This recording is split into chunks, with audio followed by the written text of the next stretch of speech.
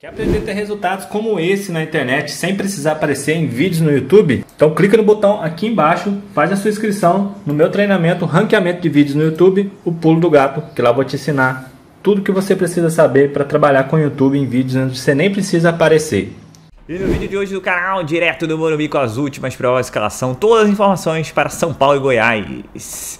A gente mais um pouquinho sobre Alexandre Pato no Morumbi. Então vamos embora pro vídeo. Do jogo em si, mais tarde tem São Paulo e Goiás aqui no estádio do Morumbi. O técnico Dorival Júnior invicto, ao contrário do Luxemburgo que não venceu. O Dorival está invicto, 10 jogos, 6 vitórias, perdão, e 4 empates, ou seja, é uma fase muito boa do São Paulo com o técnico Dorival Júnior. E para a partida de logo mais, com desfalques importantes. Rodrigo Nestor, que se machucou contra o Vasco, segue fora, a tendência é essa, além de Arboleda, que também está lesionado, os dois no departamento médico com problemas musculares, serão os desfalques para o São Paulo neste sábado aqui no estádio do Morumbi. Em contrapartida, David e Mendes, recuperados de lesões, devem ser relacionados para a partida e a princípio ficam no banco de reservas do São Paulo, que agora mira o G4 do Campeonato Brasileiro. São Paulo está na 8ª posição agora, só que a menos de 4 pontos do quarto colocado, que é o Atlético Mineiro. Então, bem perto ali do G4 do Campeonato Brasileiro. E nós temos também a provável escalação do Tricolor para mais tarde. Na tela também, para você que nos acompanha na TV Jovem Pan, no YouTube, com Rafael no gol, a defesa, Rafinha, Diego Costa, Beraldo e Caio Paulista. Aí Pablo Maia, Gabriel Neves, o Wellington, Rato, e a dúvida se joga o Rato ou o Michel Araújo. Completando o meio campo, o Alisson. E no ataque, Luciano e Caleri. Então, Rafael, Rafinha, Diego Costa, Beraldo e Caio Paulista, Pablo Maia, Gabriel Neves, Wellington Rato ou Michel Araújo e Alisson, Luciano e Caleri.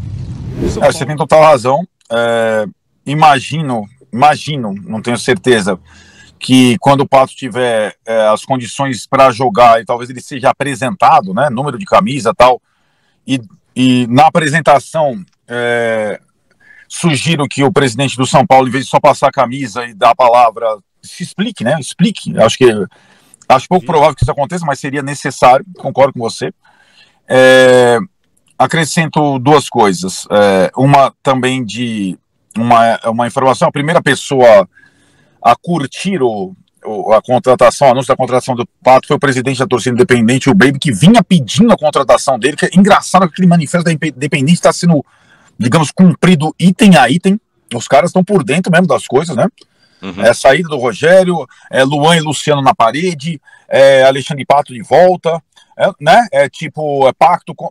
De fato, aquela visita ao centro de treinamento, ainda na época do Rogério, com pacto, quem quebrou o pacto, eu acho que foi o Rogério na questão lá do 3 zagueiros, jogar pra frente, mas os caras estão por dentro. Inclusive, essa questão do Pato foi a primeira manifestação e, de fato, ainda para encerrar esse primeiro ponto da minha parte, na primeira observação, a torcida do São Paulo, no geral, até lancei uma enquete há pouco no Twitter, mais aprova do que desaprova o Pato. Sim, é verdade, é verdade. E acho que muito por conta do que você disse aí da questão do São Paulinismo dele, né, numa torcida carente, mas de fato o cara,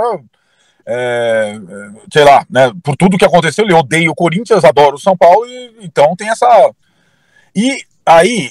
Nessa aprovação, eu entro no meu segundo ponto. Tem muito de uma questão, e aí eu discordo da grande maioria das pessoas que aprovam e querem, dos São Paulinos que querem a contratação do Pato, assim, um time que tem fulano, o Pato é muito melhor.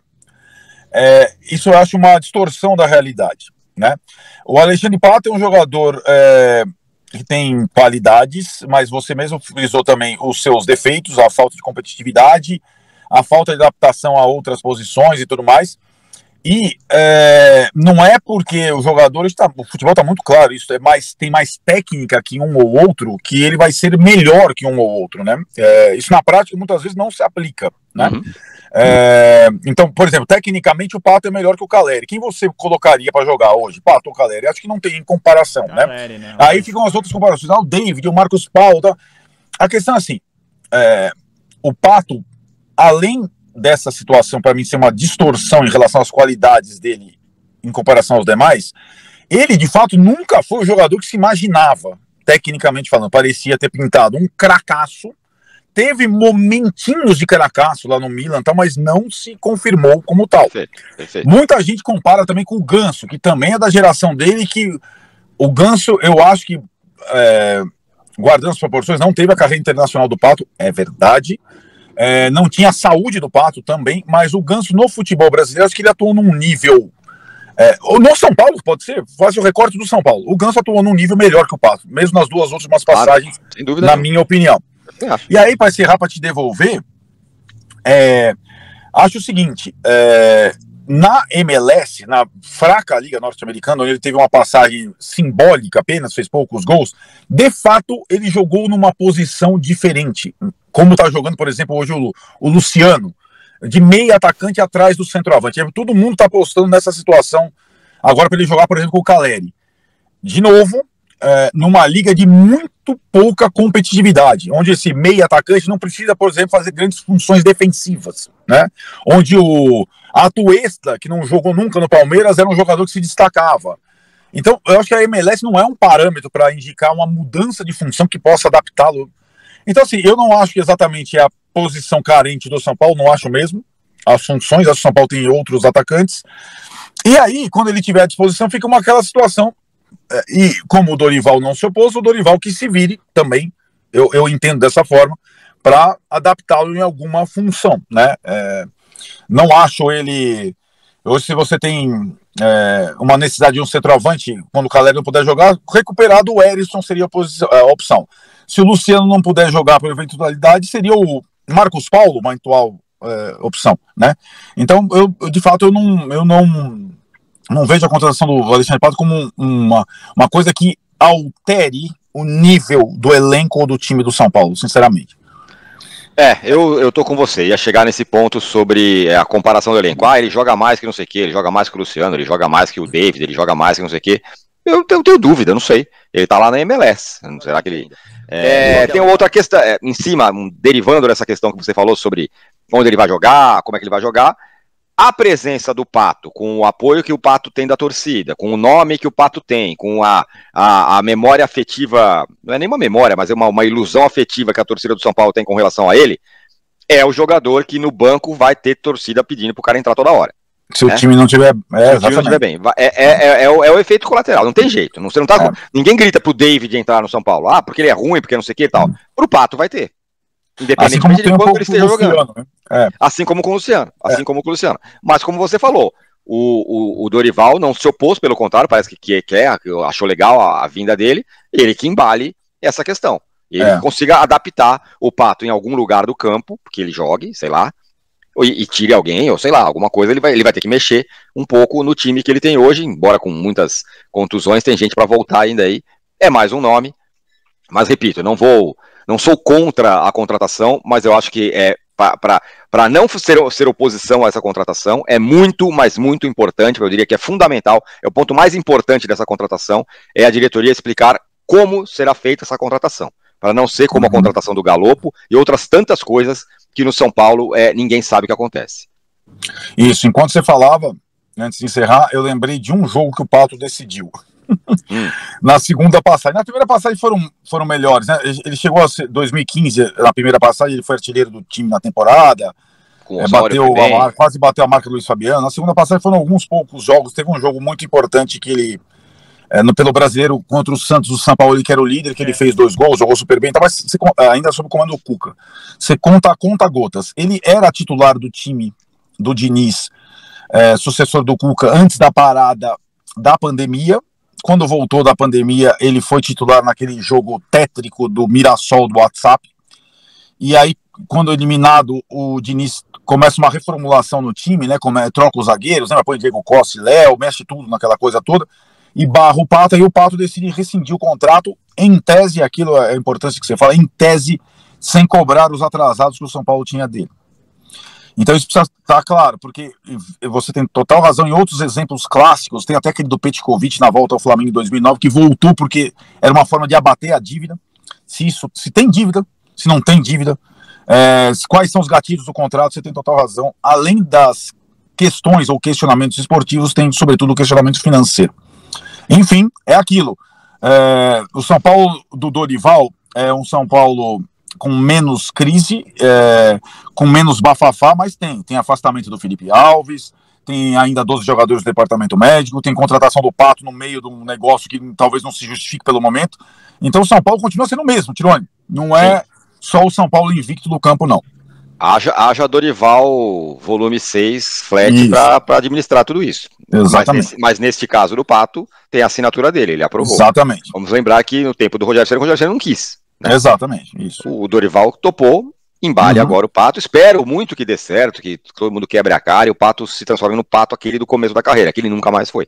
Espero que sim. Como o Ganso está agora sob o comando do Fernando Diniz. Pode acontecer 2 vezes, milagre pode acontecer. Pode acontecer. Bora falar agora é isso aí, Arnaldo. Alexandre Pato.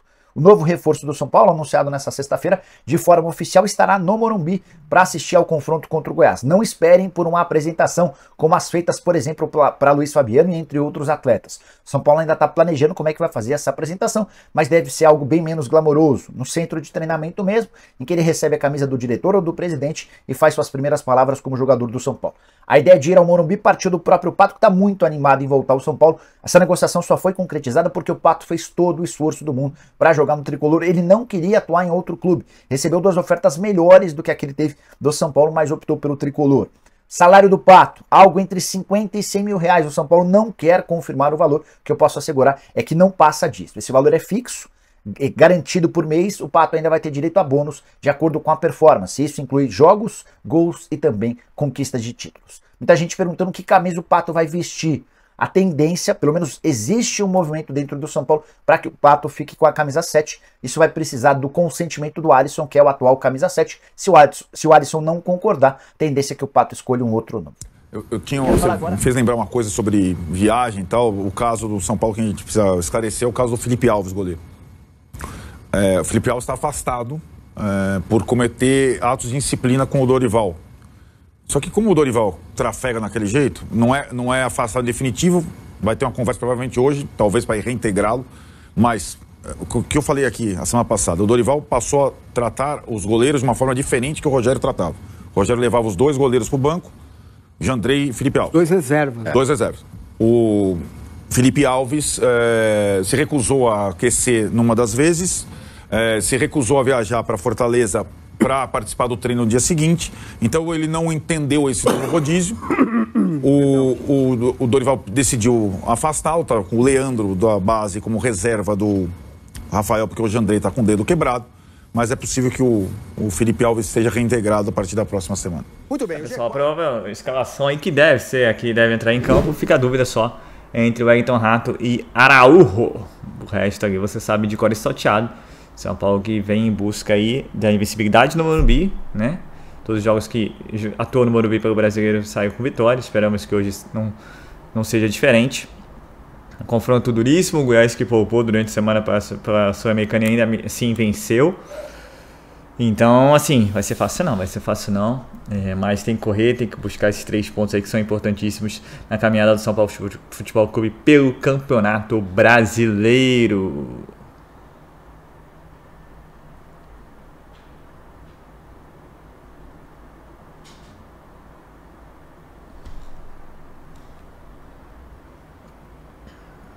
Lembrando que o São Paulo tem 12 desfalques, eu só vou nomear eles: Ferrarese, Galopo e Thales Costa. Tô olhando, tá, pessoal? Os 3 passaram por cirurgia.